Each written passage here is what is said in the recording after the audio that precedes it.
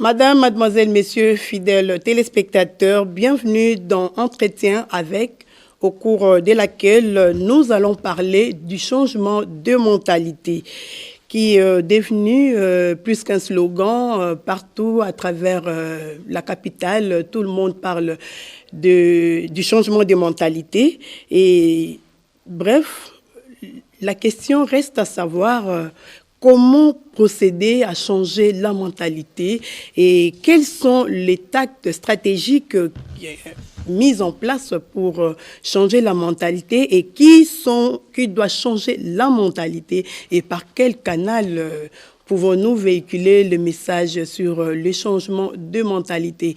Mesdames et messieurs, fidèles téléspectateurs, comprenez que nous allons parler du comment changer la mentalité d'un peuple. Alors, pour en parler, nous recevons sur ce plateau le professeur David Pata. Il est psychocommunicologue du travail et des organisations. Il est également expert en recrutement et RH, ressources humaines. Bonjour, professeur. Bonjour, madame.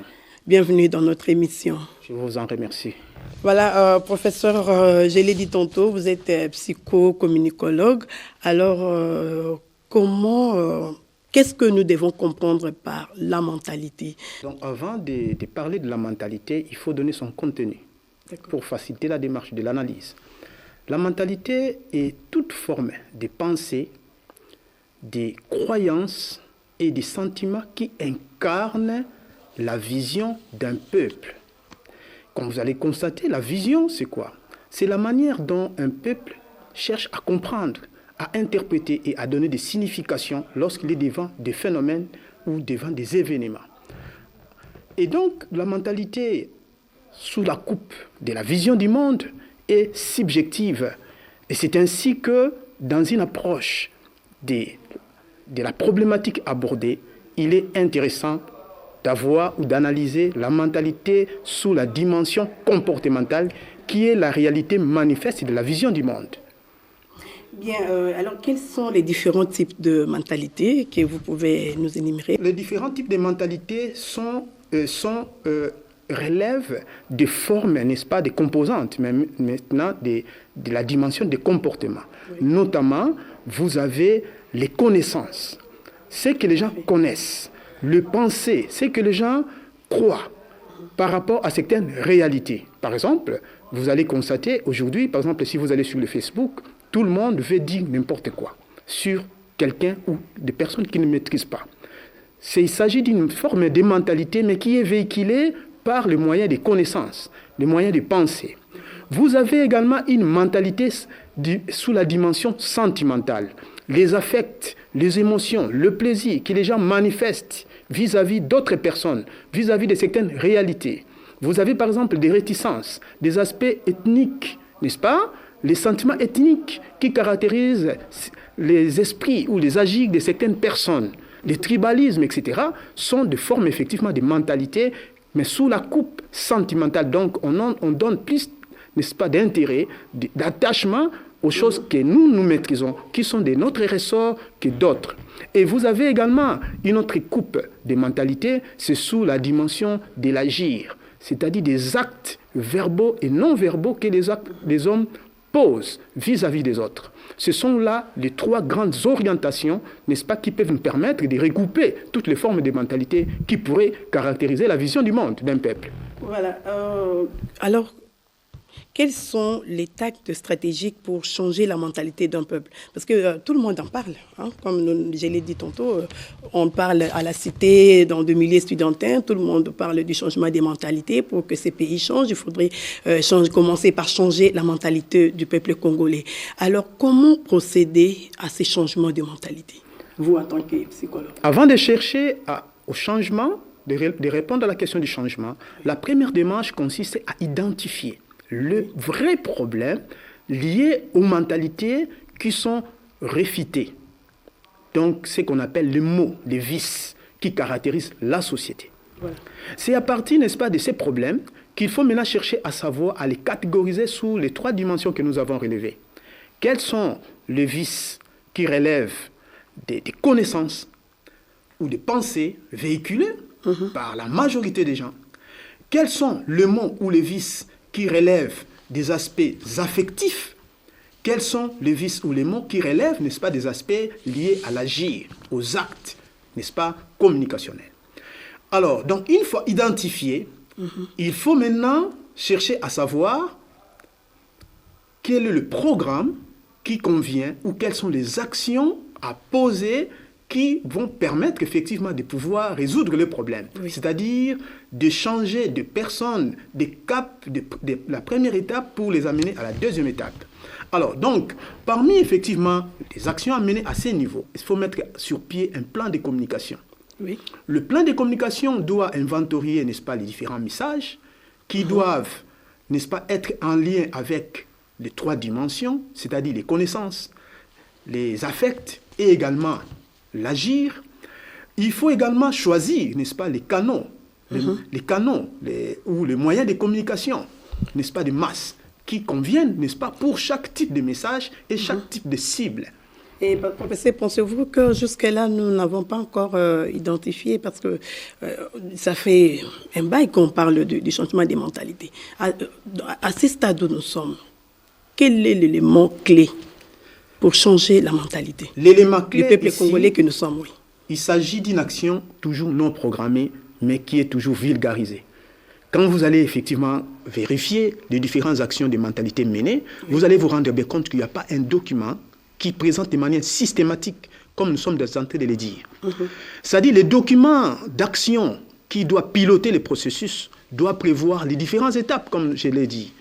L'identification des mots, la catégorisation des différents problèmes par rapport aux différentes composantes des mentalités, l'élaboration d'un plan, n'est-ce pas, de communication, et également même un programme d'action qui doit couvrir les différentes actions par rapport à chaque type de changement que vous voulez effectivement entraîner.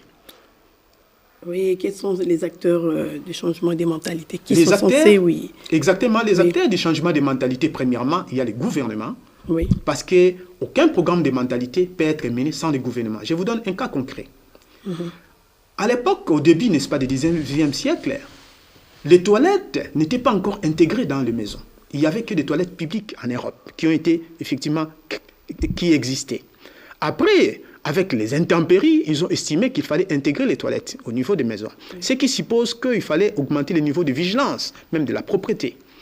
Et à ce niveau, qu'est-ce que le gouvernement se doit a fait? Je prends un cas concret, a piloté un vaste programme d'action pour sensibiliser avec des flyers, avec des dépliants qui montrent systématiquement comment on devait faire la propreté de sa propre maison. Vous comprenez? Donc, le premier acteur, c'est l'État.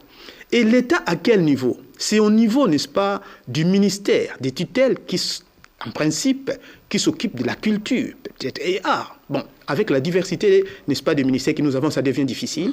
Mais le ministère à qui revient, n'est-ce pas, la responsabilité de piloter le vaste programme, c'est le ministère de la culture et art.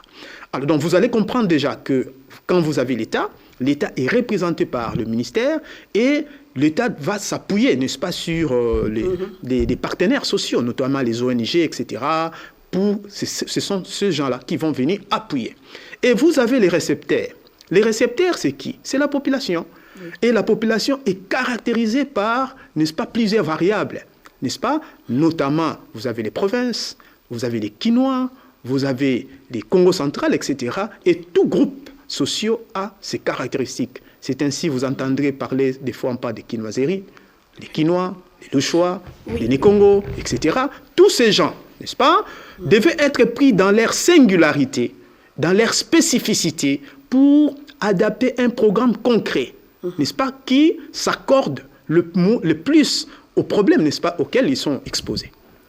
Oui, aussi, bon, les changements de mentalité dont nous parlons ici, je pense que nous allons nous marteler plus sur les comportements. Exactement. Et alors, qu'est-ce qui est à la base du non-changement des mentalités, surtout de peuple congolais que nous sommes? Parce que malgré les efforts, malgré la sensibilisation, ben, il y a un sérieux problème pour changer la vie d'un homme en République démocratique du Congo. Qu'est-ce qui est à la base? Mais vous savez, madame, que la mentalité est une réalité qui est enracinée dans l'esprit de l'être humain. comme on dit, c'est ce qui incarne la vision du monde, qui oriente les aspirations, les gestes, les actions. Et donc, c'est tout à fait normal que lorsque le plan n'est pas déjà dès le départ envisagé, qu'il y ait échec. La première des choses, c'est la planification. Le travail que nous sommes en train de dire ici, il faut que ça soit planifié. Il faut identifier le problème. Lorsque déjà l'approche est biaisée dès le départ, ne fait pas le travail de débrayage pour identifier le problème, catégoriser, voir la dimension, la teneur psychologique de chaque réalité, n'est-ce pas, dans les esprits des gens, dans l'agir communicationnel des gens, il est difficile effectivement de réussir. Deuxième facteur explicatif, c'est le plan de communication qui n'est toujours pas adapté. Un cas concret. Lorsque vous voulez changer la mentalité, n'est-ce pas, de nos amis, des assistants, n'est-ce pas, des chauffeurs, on les appelle couramment les receveurs. Si vous prenez par exemple les canaux modernes, n'est-ce pas, comme certaines chaînes, ils ne sont pas branchés. Parce que ces gens, de 6 heures jusqu'à la fin de la journée, ils sont, n'est-ce pas, dans le véhicule. Donc, il faut proposer un canal qui convient le mieux. Si vous prenez, par exemple, les WhatsApp, les Facebook, ça ne va pas marcher. Vous comprenez? Oui. Et même dans les chaînes, n'est-ce pas, à prendre, il y a des chaînes, n'est-ce pas, qui octroient, qui ont aujourd'hui une grande audience, n'est-ce pas, pour cette catégorie, n'est-ce pas, des chauffeurs, etc., des assistants chauffeurs. Et donc, il faut utiliser ces canaux-là. Donc, deuxième facteur, le plan de communication, lorsqu'il n'est pas adapté, ça peut occasionner, n'est-ce pas, et un autre facteur... Oui, parce que vous insistez sur la communication, mais par quel canal? Comment sensibiliser? Par quel canal? Il faut prendre le problème qui est relevé, s'observe auprès de quelle catégorie d'individus? Tout à fait. Exemple, l'impolitesse du chauffeur, n'est-ce pas, c'est une mentalité, c'est un exemple, je ne dis pas que ce soit impoli, c'est une mentalité qui est relevée à une catégorie des gens. Et donc, lorsqu'on veut s'adresser à ces personnes-là, il faut choisir le message qu'il faut et il faut prendre les canaux par lesquels ils sont plus branchés pendant qu'ils sont en plein service. Oui. Un autre facteur, c'est il n'y a pas d'action punitive. Lorsque vous vulgarisez un programme d'action, de changement, et que vous constatez qu'il y a résistance, il faut effectivement identifier pourquoi il y a résistance. Et quand il y a résistance, il faut utiliser, n'est-ce pas, la carotte, le bâton. Ça, c'est l'approche de Skinner. Parce que nous sommes ici dans... Mais professeur, excusez-moi de vous interrompre, mais pourquoi pas recourir également aux églises? Oui, à la religion, par exemple, parce qu'il y a des gens, chaque dimanche, il y a des gens qui vont à l'église. Ce n'est pas aussi un canal qu'on peut utiliser pour sensibiliser la population? Exactement. Donc, les églises font partie de ce que nous avons appelé les partenaires sociaux. Donc, à un certain niveau, c'est que nous avons dit, donc, il faut échelonner plusieurs actions à mener. Parmi les canons, les partenaires, il y a les églises, vous avez les ONG qui peuvent piloter des programmes de sensibilisation. Vous avez les églises qui peuvent également intégrer dans leur prédication des messages liés, n'est-ce pas, au changement, n'est-ce pas, des mentalités. Des mots qu'effectivement qu'on veut changer. Les établissements d'enseignement, on peut intégrer dans certaines leçons, dans certaines matières, n'est-ce pas, des aspects liés au changement des mentalités. D'ailleurs, lorsque vous voulez vous intégrer, n'est-ce pas, un programme, surtout au niveau des enseignements primaires, secondaires, vous avez plus de garanties qu'après 6 ans, vous allez constater effectivement qu'il y a un vrai programme, n'est-ce pas, de changement, une vraie réalisation des changements des mentalités. Vous allez constater que le programme de changement des mentalités a son pesant d'or dans notre pays. D'accord. Parce qu'il y a beaucoup de mots qui rongent. Si aujourd'hui le pays a du mal, n'est-ce pas, à prendre son envol, parce que simplement le pays est basé sur des vices. Or, aucun pays ne peut se développer avec des vices. Le vice, n'est-ce pas, c'est le poison, n'est-ce pas, qui détruit systématiquement les corps humains. Le pays est un corps humain. Lorsque vous avez les virus de l'ordre des vices, des maux, ce pays ne peut pas se développer. Donc, moi, je suggère effectivement à ce niveau qu'il y ait un travail scientifique bien fait qui va, n'est-ce pas, faire un travail de débrayage, d'identifier les différents mots, de faire des catégorisations, de faire un vrai programme d'action qui va effectivement avoir certains outils, notamment le plan de communication qui viendra appuyer les programmes, et également identifier les différents partenaires qui vont effectivement accompagner et voir dans quelle mesure on peut définir certains messages et les intégrer dans le programme, des cours, dans le niveau de prédication, etc., pour que nous puissions effectivement connaître un vrai changement des mentalités du peuple congolais. Et cela, ça peut prendre combien de temps pour un pays comme le nôtre? Théoriquement, un programme de changement des mentalités réussi doit faire 6 ans. Pourquoi 6 ans? 6 ans parce que lorsque un enfant est né, jusque de 0 mois à 6 ans, il a un esprit formé. Donc on part dans la logique que l'esprit humain se consolide au bout de 6 ans. Il faut que le programme, n'est-ce pas, pour qu'un programme réussisse, il faut que ça se fasse 6 ans. Mais le programme lui-même, dans son exécution, n'est-ce pas, peut effectivement prendre minimum 1 année ou 2 ans, ou 3 ans, n'est-ce pas, pour que ça réussisse. Parce qu'il faut matraquer, n'est-ce pas, les esprits des gens. Il faut répéter la même chose. Et que les gens, n'est-ce pas, entendent dans tous les coins, dans le bar, à l'église, à l'école, au travail. Ils entendent la même chose. Et vous allez voir, au bout de 3 ans, ils vont commencer déjà à reproduire certains actes. Et au bout de 6 ans, vous allez voir effectivement qu'il y aura un vrai changement de mentalité. Professeur, revenons un peu de ce que vous avez parlé sur le bâton. Alors, je ne sais pas, pensez-vous qu'avec le bâton, on pourra changer quelque chose? Ah, mais bien sûr, madame. Vous allez vous rappeler. Comment? Attendez, madame. Vous allez vous rappeler que nous avions l'habitude, avant l'arrivée, n'est-ce pas, des Kabila, des musées, de nous croiser le pied avec des personnes qu'on ne se connaissait pas. Et on se mettait dans une petite voiture à 5 ou 6 ou 7. Mais lorsqu'ils sont arrivés, ils ont utilisé le bâton. Parce qu'ils n'avaient pas le temps de prendre systématiquement pour former les mentalités. Donc, ils ont utilisé le bâton. Aussi également qu'il y a aussi les droits de l'homme. Hein. Quand vous utilisez les bâtons, il y a les droits de l'homme qui vont aussi s'interroger. Non, mais quel type de bâton? Mais demandez, une personne qui vient jeter des poubelles dans les rigoles publiques doit être interpellée ou pas? Il doit être interpellé. Il doit être interpellé. Quand il est interpellé, il reconnaît le fait, on doit lui infliger une amende. C'est ça les bâtons. Si aujourd'hui vous payez une amende, par exemple, de 50 000, que vous avez trouvé difficilement, demain vous avez jeté encore, on vous s'y prend, on augmente encore, cette fois-là vous payez 70 000, vous allez vous rendre bien compte que vous allez vous dire, ça ne sert à rien que je continue à poser la même habitude. Je vais devoir changer pour économiser mon argent. Professeur, donnez-nous les conditions favorables pour les sujets censés bénéficier du changement. Quelles sont les conditions favorables? Les conditions favorables, c'est-à-dire qu'il faut également améliorer, n'est-ce pas, les conditions de vie des gens, n'est-ce pas? Lorsque vous voulez prêcher, n'est-ce pas, la bonne gouvernance, il faut aussi bien payer les gens, n'est-ce pas? Parce que si vous ne payez pas bien les gens, comment les gens vont arrêter la corruption? C'est difficile. Ça, c'est un de deux. C'est qu'il faut également, il y a des travaux à faire. Il faut installer, par exemple, lorsque vous voulez, n'est-ce pas, changer de mentalité du point de vue de l'assainissement, de la gestion de l'environnement, mettez les poubelles publiques. Il faut également les vider aussi à temps. Quand vous traversez chez nos amis en face ici, chez les Brazzavillois, à 15 heures, vous avez des véhicules qui viennent, n'est-ce pas, vider, n'est-ce pas, les poubelles. À 15 heures. Les injures publiques. Oui. Même des injures publiques également, oui. Il faut effectivement montrer des exemples. Il faut également créer les modèles. Les modèles, qui sont ces modèles?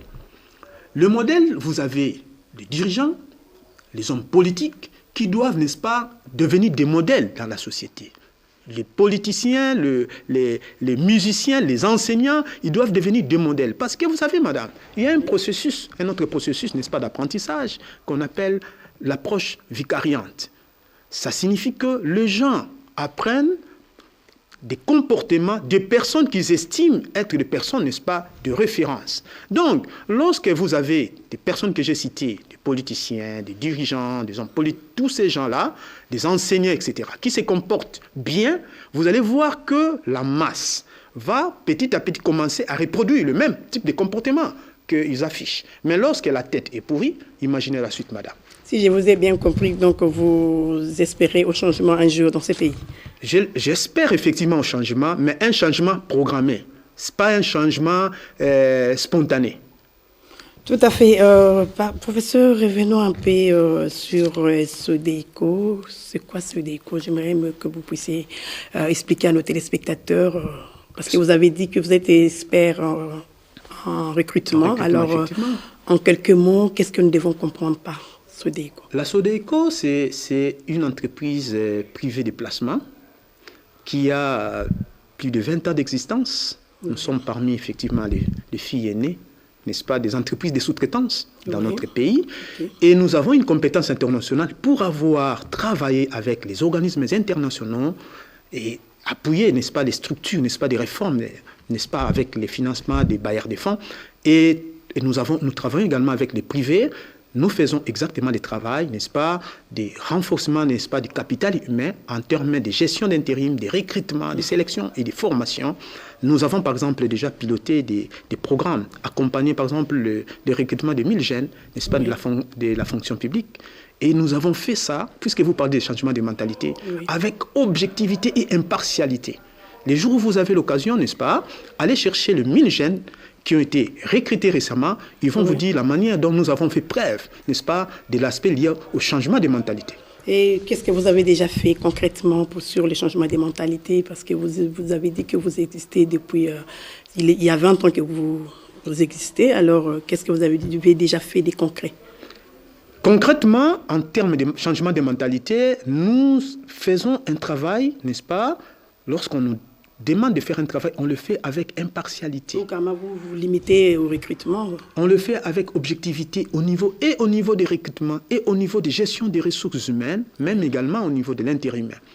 Nous le faisons toujours avec transparence, avec objectivité, ce qui permet effectivement à certains candidats qui ont été déjà recrutés par nous d'avoir une autre vision du monde, de tenir à la méritocratie et à l'objectivité. Et comment procéder aux différents critères d'appréciation sur les changements de mentalité selon vous? Effectivement, donc les différents critères d'appréciation sur le changement de mentalité, premièrement, il y a une certaine consistance. La consistance à ce niveau veut dire que la population qui reçoit les messages comprend ces messages et essaye de les diffuser au travers de leur comportement. Donc là, il y a un aspect de la reproductibilité. Comme nous avons dit, le message a été diffusé. Certains leaders ont intégré, n'est-ce pas, les messages voulus. Ils ont commencé à se comporter comme il faut, comme il est faux. Et la population voit, la population commence à intégrer et il y a une certaine consistance, il y a une certaine reproductibilité. Voilà, professeur, si vous étiez demandé de mener une campagne de sensibilisation sur le changement des mentalités ici en République démocratique du Congo, par où pouvez-vous commencer? Premièrement, comme je vous ai dit, je vais me référer à mon approche que je viens de vous décrire tout à l'heure. Je vais commencer d'abord par organiser l'équipe. Il faut organiser l'équipe qui va m'accompagner. L'équipe doit être composée des experts, pas n'importe qui, pas de tout venant. Les experts parmi des psychologues, des sociologues, des communicologues, des anthropologues, des gens qui s'occupent des aspects sociaux ou psychosociaux. Mais nous allons également, n'est-ce pas, faire une planification des activités à mener. Et donc, je vous informe, madame, que j'ai une grande expérience en matière de planification des activités et de gestion des projets complexes. Donc, j'ai déjà piloté beaucoup de projets dans le cadre, n'est-ce pas, de recrutement, de formation, etc. Et il faut maintenant dresser toute une méthodologie du travail. La méthodologie doit comporter les objectifs, la mission, les actions à mener, un programme, un plan du travail. La méthodologie doit déjà aussi comporter les méthodes et les techniques que nous allons parvenir. Et également, cette méthodologie doit être sous-tendue par certains outils de travail, notamment un plan de communication. Voilà un mot, soit un message clé pour nos téléspectateurs qui nous suivent à travers cette émission. Le mot à retenir, c'est que pour que notre pays se développe, nous devons avoir une mentalité concordante. Une mentalité, n'est-ce pas, qui s'harmonise avec notre bien-être et les intérêts, n'est-ce pas, que nous voulons, que nous visons. Ce qui fait que nous tous, nous devons être sensibles lorsque nous entendons, n'est-ce pas, qu'il y a effectivement un programme de changement de mentalité, lorsqu'on nous demande, n'est-ce pas, de changer notre façon de vivre, notre façon d'être et de se comporter. Deuxième élément, c'est que au niveau du gouvernement, il faut effectivement que nous puissions nous investir sur le changement de mentalité. Tout ce que nous sommes en train de voir à l'Est, des guerres, des rébellions, tout ça se repose sur la mentalité. Donc je demande une fois de plus, n'est-ce pas, au gouvernement, au chef de l'État, de pouvoir s'investir, de mettre les moyens qu'il faut et de créer, n'est-ce pas, un cadre de coordination et de concertation pour piloter ces programmes. Moi, je suis prêt, effectivement, à accompagner ces programmes. Merci beaucoup, professeur. Voilà, nous sommes arrivés à la fin de cette émission. Madame, mademoiselle, monsieur, j'espère que vous avez suivi avec attention le professeur David Pata. Il est psychocommunicologue. Il a vraiment expliqué en détail ce que nous devons comprendre par le changement des mentalités, comment procéder pour changer la mentalité. Et je pense que ce n'est pas un slogan, mais ensemble, si nous sommes d'accord et que nous voulons changer ces pays un jour, et ce pays va changer suite au changement de mentalité du peuple congolais que nous sommes. Professeur, merci pour votre participation dans l'émission. Et je pense que ce n'est pas la dernière fois. Les portes de l'émission sont grandement ouvertes pour vous recevoir prochainement. Merci beaucoup. Vous, chers téléspectateurs, merci de nous avoir suivis. Au revoir et à la prochaine.